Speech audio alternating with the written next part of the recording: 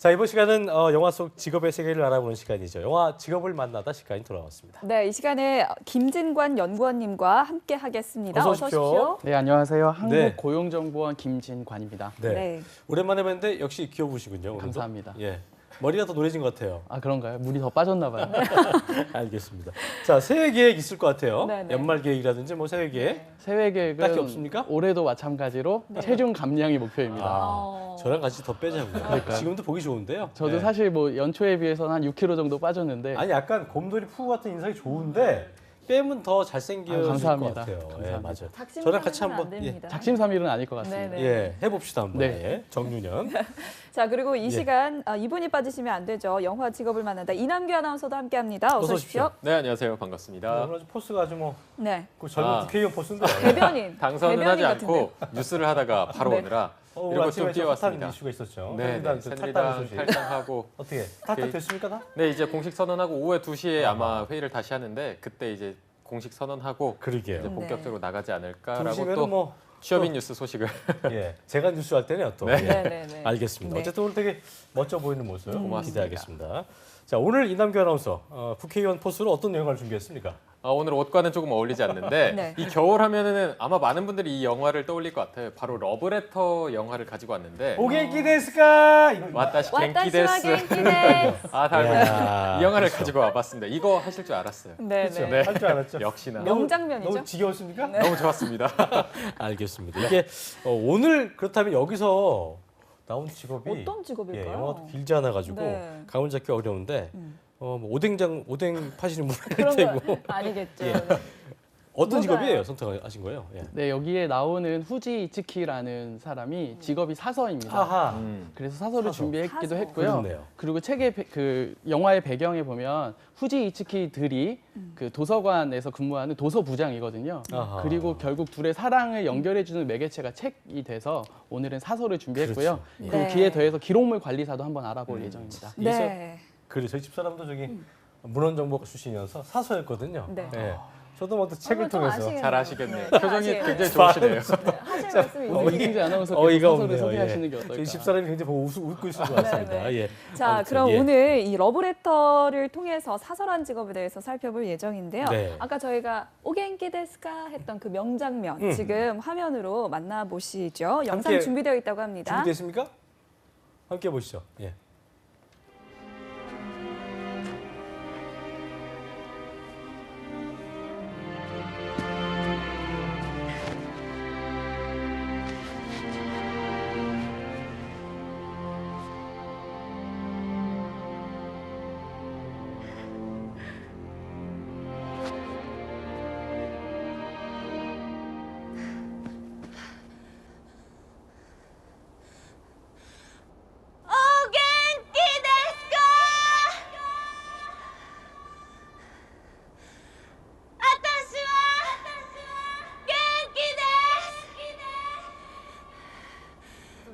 오겐키 데스까 하는 장면이 굉장히 좀 또 보니까 아련한 느낌이 나는데 네. 이게 본 지가 오래돼서 줄거리가 좀 가물가물해요. 이남규 아나운서가 시청자분들 이해를 위해서 좀 줄거리 어떤 내용이었는지 소개를 좀 해주시죠. 네, 알겠습니다. 일단 이 영화 러브레터는 제목처럼 이 사랑에 대한 편지 한 통으로 시작이 됩니다. 이제 여주인공 아까 나왔던 와타나베 히로코가 있고요.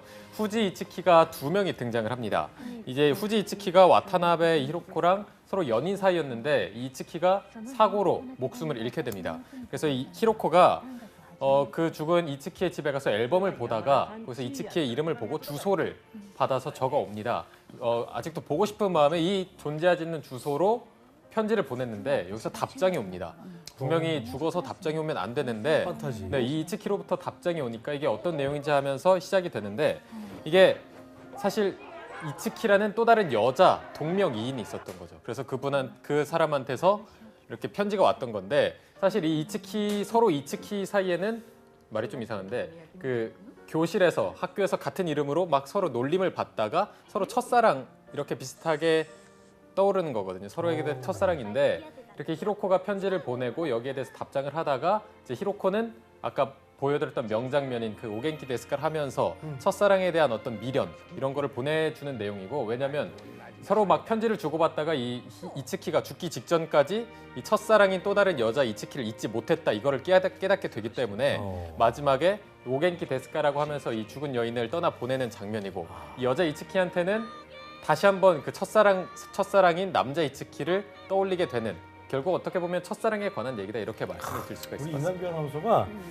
이걸 안 보고 얘기했어요. 네. 영화 이 봤나 영화를 봐요. 엄청 열심히 봤나 보네. 또 이게 처음 보면 헷갈릴 수가 있기 때문에 그러니까 헷갈리더라고요. 네, 이게, 동명인이어서. 그거를 조금 정리를 잘 해드려야 될 것 같아서 그래요. 조금 더 공부를 더 해왔습니다. 대단합니다. 네, 아, 잘했습니다. 감동적인 영화 꼭 안 보신 분들은 꼭 보시길 바라겠고요. 네, 예. 자 그렇다면 이제 사설한 어떤 직업인지에 대해서 살펴봐야 될 텐데요. 네. 김진관 연구원님 간단하게 소개해 주시죠. 네, 사서는요. 도서관 이용자들이 편의를 위해서 서적, 정기 간행물, 시청각 자료 등을 수집하고 일정 기준에 의거해서 분류, 정리, 보관하는 업무를 수행합니다. 그래서 이용자가 신속하고 편리하게 도서관을 이용할 수 있도록 도움을 주는 사람을 말합니다. 네, 대충 얘기해 주셨는데 이제 기본적으로 어떻게 좀 구체적으로 들어가서 어떤 일을 정확하게 하는지 좀 짚어주실까요? 네. 네, 사서가 근무하는 환경에 따라서 업무가 많이 다른데요. 네. 도서관의 규모가 큰 경우, 국공립 도서관 같은 경우에는 자료 수집, 장서 관리, 이용자 서비스 등을 담당하는 사서가 각기 구분되어 있습니다. 예. 네, 하지만 학교나 기업체 자료실 등에는 사서가 한 명이 근무하잖아요.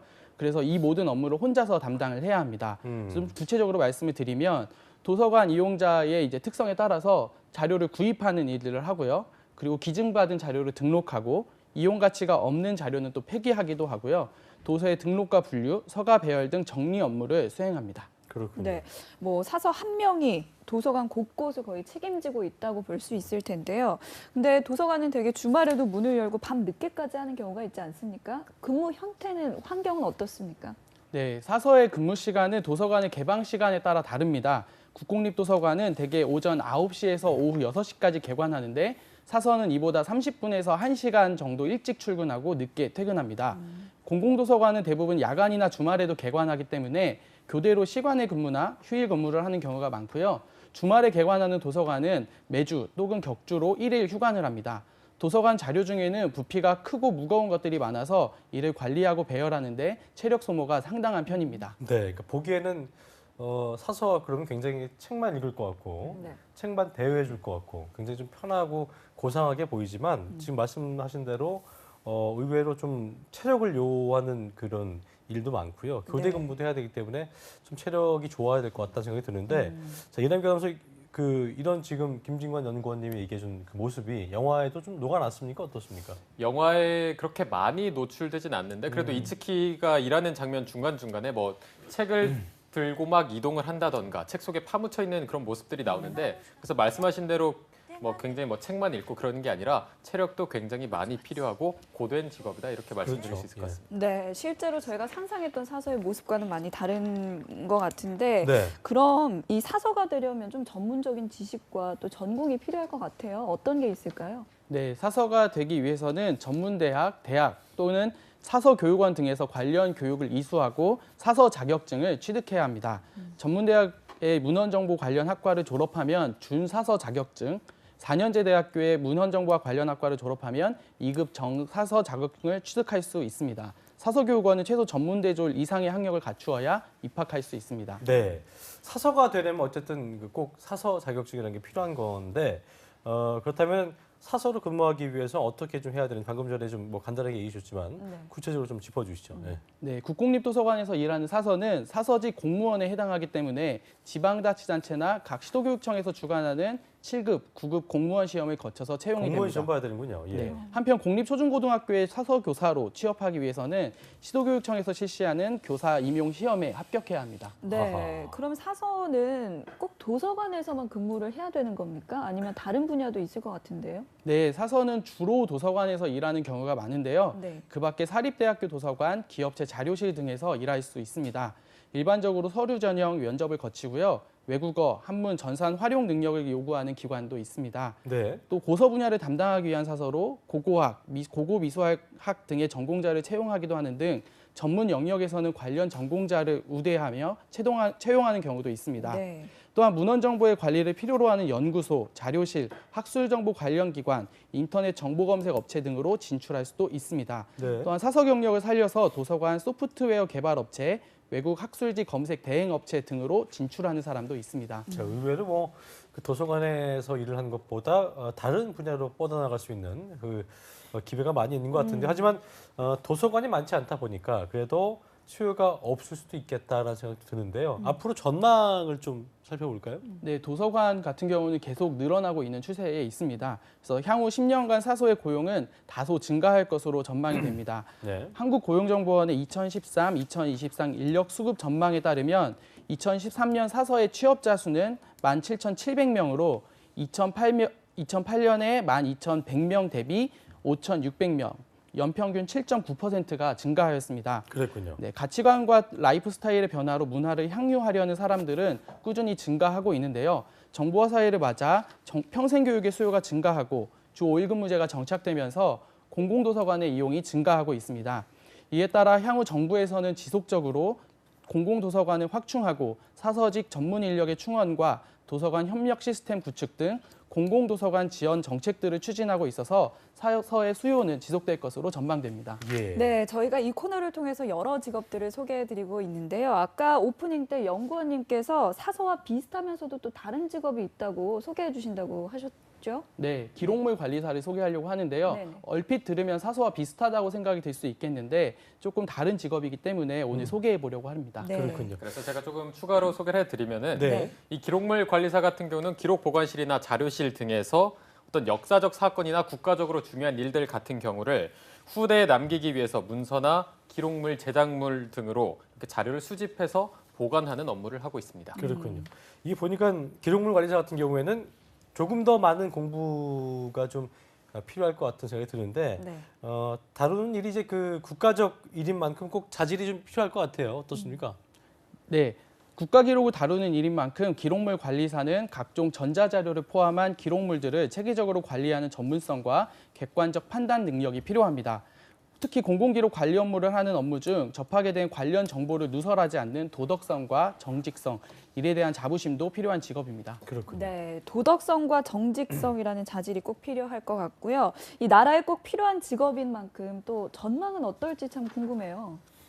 네, 현재 우리나라에서 기관별로 필요한 기록물 관리사는 3,000명이 넘지만 네. 지금까지 배출된 인력은 1,000명에 불과하다고 합니다. 네. 지식정보 회사 사회에서 기록물의 수집, 예. 분석, 평가, 관리에 대한 중요성과 관심은 더욱 증가할 것인데요.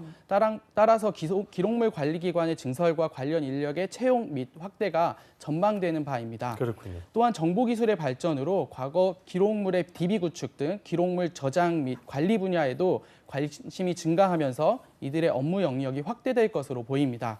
각종 기업에서도 회사의 기록물을 정보화할 필요성을 절실히 느끼고 있어서 향후 이들의 인력 수요는 지속적으로 늘어날 전망입니다. 네. 어떻게 보면 역사의 기록이라는 것이 앞으로 미래를 대비할 후손들에게도 그렇고요.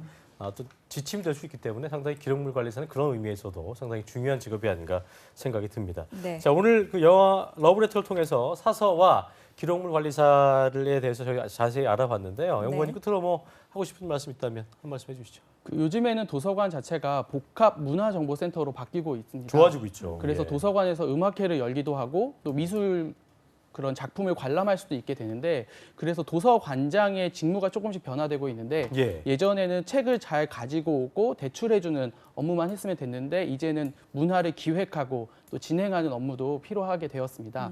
그리고 또 최근에 워낙 정보들이 많잖아요. 그래서 그런 정보들을 체계적으로 잘 전달할 수 있도록 빅데이터를 활용해서 그렇죠. 그 이용자들에게 책을 추천해주는 이런 서비스, 북 큐레이팅이라고 하더라고요. 이런 서비스들도 증가하고 있습니다. 맞아요. 이게 도서라는 것 자체가 디지털화 되어가고 있지만 그 아날로그적인 감성을 정말 우리가 이겨낼 수 없는 것들이 있거든요. 그래서 그런 네. 것들을 위해서라도 중요한 부분이기 때문에 앞으로도 계속해서 좀 꾸준히 인기를 얻을 수 있는, 사랑받을 수 있는 직군이 아닌가 생각을 해볼 수 있겠습니다. 네, 지금까지 한국고용정보원의 김진관 연구원님과 그리고 이남규 아나운서와 함께했습니다. 두 분 고맙습니다. 고맙습니다. 네.